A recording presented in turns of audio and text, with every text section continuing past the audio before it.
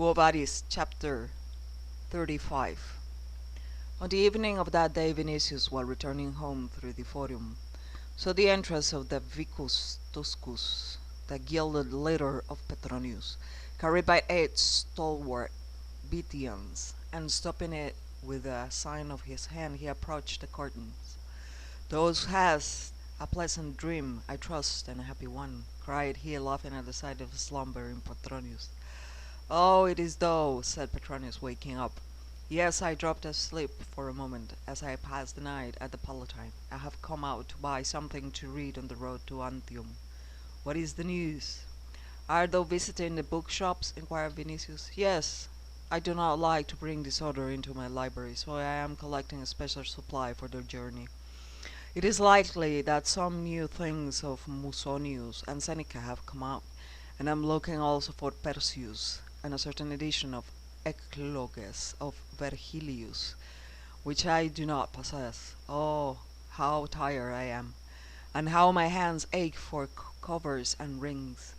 For when a man is once in a bookshop, curiosity seizes him to look here and there. I was at the shop of Avernus, and at that of Atractus and Argiletum, and with the Soci Vicus Sandalirius. By Castor, how I want to sleep. Thou wert on the Palatine then I will ask thee what is to be heard there, or knowest what? Send home the litter and the tubes with books, and come to my house. We will talk about Antium and something else. "That is well," answered Petronius, coming out of the litter. "Thou must know, besides, that we start for Antium the day after tomorrow." "When should I know that? In what world art thou living?" "Well, I shall be the first to announce the news to thee. Yes, be ready for the day after tomorrow in the morning. Peas and olive oil have not helped. A cloth around this thick neck has no help, and roast beer is hoarse." In view of this, delay is not to be mentioned. He curses Rome and its atmosphere. With that the world stands on. He will be glad to level it to the earth or to destroy it with fire, and he longs for the sea at the earliest. He says that the smell which the wind brings from the narrow streets are driving him into the grave. Today great sacrifices were offered in all the temples and restored his voice. And woe to Rome, but especially to the Senate, should it not return quickly. Then there will be no reason for this visit to Achaia. "But is that the only talent possessed by our divine Caesar?" asked Petronius, smiling. "He will appear in the Olympic Games as a poet with his burning of Troy, as a charioteer, as a musician, as an athlete, nay, even as a dancer. I will receive in every case all the crowns intended for victors. Those know why that monkey grew hoarse?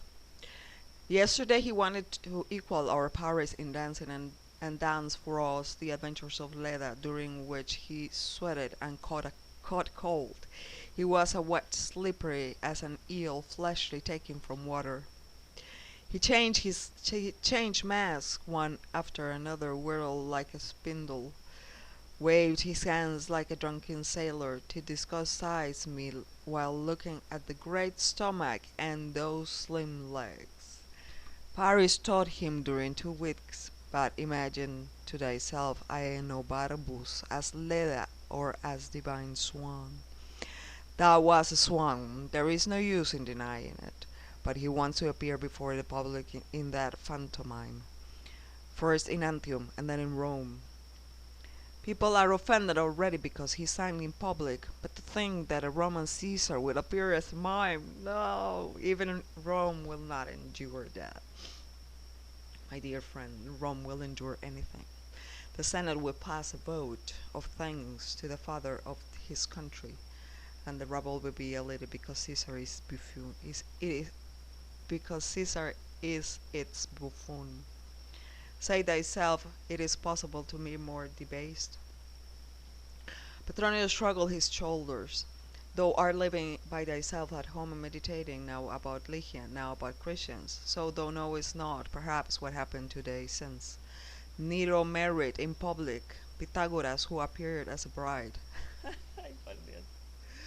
That past me measure of madness, it will seem, will not, and will thou say. The flames who were summoned came and performed the ceremony with solemnity. I was present. I can endure much. Still I thought, I confess, that the gods, if there any, should give a sign. But Caesar did not believe in gods, and he is right. So he is in one person chief priest, a god, and an atheist, said Vinicius. True, said Petronius, beginning to laugh. That had not entered my head, but the combination is such as the world has not seen. Then, stopping a moment, he said, one should add that this chief priest who does not believe in the gods, and this God who reveals the gods, fears them in his character of atheist. The proof of this is what happened in the temple of Vesta. What a society! As as the society is, so is Caesar, but this will not last long. Thus conversing, they entered to the house of Vinicius, who called for super, supper joyously. Then, turning to Petronius, he said, "No, my dears, no, my dear, society must be renewed." "We shall not renew it," answered Petronius, "even for the reason that in Nero's time man is like a butterfly. He lives in the sunshine of favor, and that the first cold wind he perish even against his will. But the son of Maya, more than once have I given myself this question. By that what miracle has such a man as Lucius Sturninus been able to reach the age of 93 to survive Tiberius, Caligula, Claudius? But never mind. Will thou permit me to send thy letter for Eunice? My wish to sleep has gone somehow, and I should like to be joyous. Give command to cithara players to come to the supper, and afterward we will talk of Antium, and it's needful to think of it, especially for thee." Vinicius gave the order to send for Eunice, but declared that he had no thought of breaking his head over the stay in Antium. Let those break their heads who cannot live otherwise than in the rays of Caesar's favor. The world does not end on the Palatine, especially for those who have something else in their hearts and souls. He said this so carelessly, and with such animation and gladness that his whole manner struck Petronius. Hence, looking for a time at him, he asked, "What is taking place in thee? Thou art today as thou wert when wearing the golden bulla on thy neck." "I am happy," answered Vinicius. "I have invited thee purposely to tell thee so." "What has happened?" "Something which I will not give for the Roman Empire."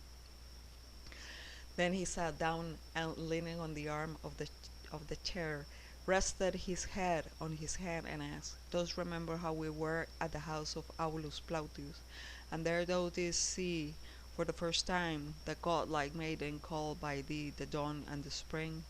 Dost remember that Psyche, that incomparable, that one more beautiful than our maidens and our goddesses?" Petronius looked at him with astonishment, as if he wished to make sure that his head was right. "Of whom art thou speaking?" asked he at last. "Evidently I remember Lygia. I am her betrothed." "What?" But Vinicius sprang up and called his dispensary. "Let the slave stand before me to the last soul, quickly." "Art thou her betrothed?"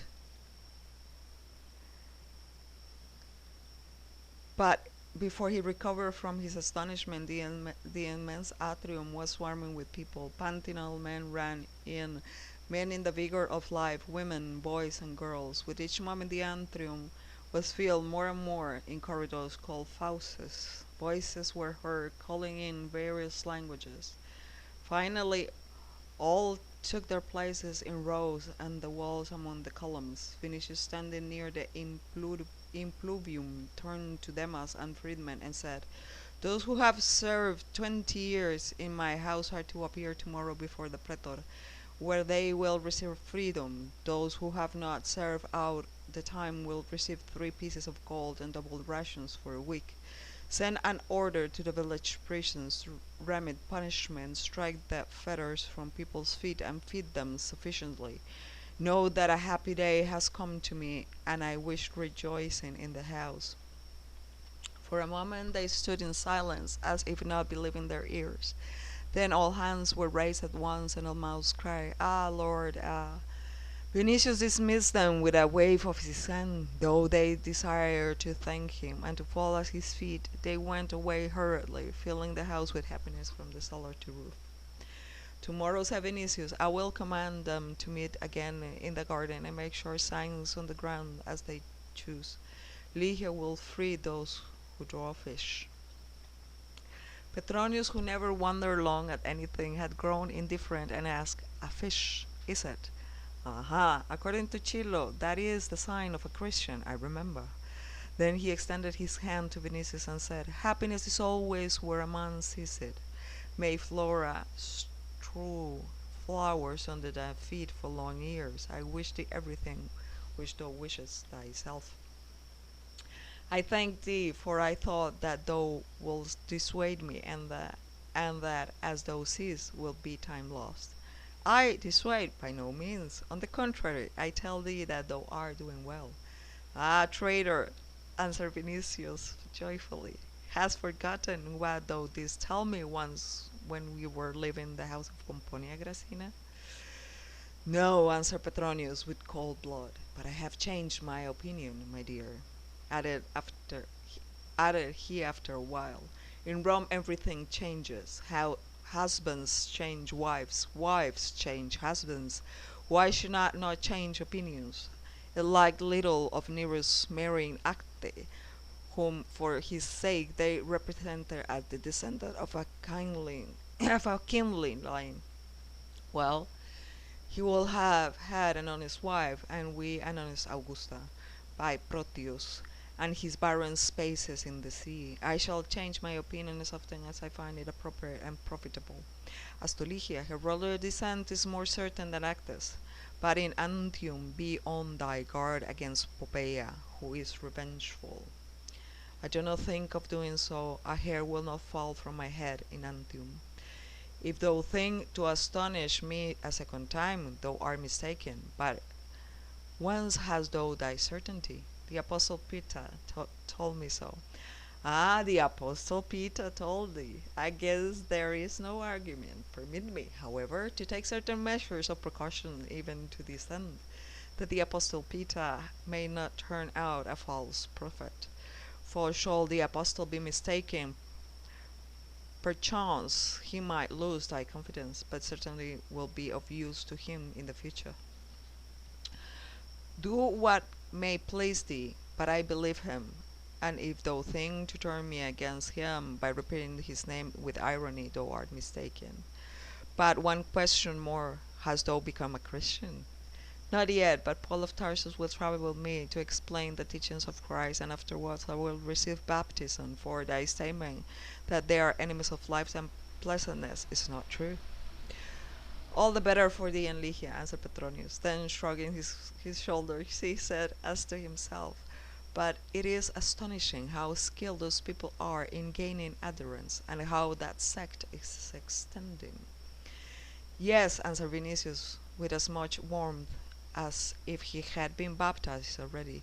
"There are thousands and 10,000s of them in Rome, in the cities of Italy and Greece, in Asia. There are Christians among the legions and among the praetoria. They are in the palace of Caesar itself, slaves and citizens, poor and rich, plebeian and patrician. Confess and confess that faith, patrician. Though those know those though know that the Corneli and are Christians, that Poppaea Graecina is a Christian, that likely Octavia was, and Acte is. Yes, that teaching will embrace the world, and it alone is able to renew it. Do not shrug thy shoulders, for who knows whether in a month or a year thou wilt not receive it thyself." "Ay," said Petronius.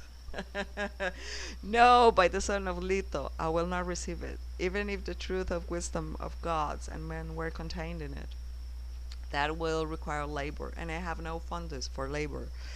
Labor demands self-denial, and I will not deny myself anything. With thy nature, which is like fire and boiling water, something like this may happen any time. Why, I have my gems, my cameos, my vases, my Unice. I do not believe in Olympus, but I arrange it on earth for myself, and I shall flourish till the arrows of the divine archer pierce me, or till Caesar commands me to open my veins. I love the odor of violets too much, and a comfortable triclinium. I love even our gods as rhetoric figures, Anakia, to which I am preparing to go with our fat, thin, light, incomparable, god-like Caesar, the august period compelling Hercules, Nero. Then he was joyful at the very suspicion that he could accept the teaching of Galilean fishermen, and began to sing in an undertone, I will entwine my bride's sword in a myrtle, after the example of Harmodius and Aristogiton. But he stopped, for the arrival of Eunice was announced. Immediately after her coming supper was served, during which songs were sung by the cithara players. Vinicius told Chilo's visit, and also how that visit had given the idea of going to the apostles directly, an idea which came to him while they were flogging Chilo.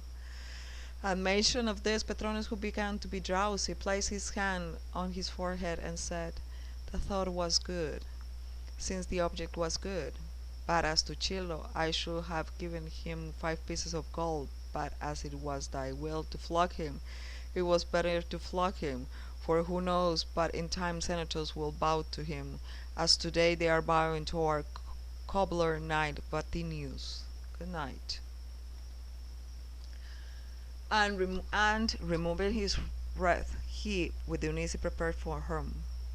When they had gone, Vinicius went to his library and wrote to Lygia as follows.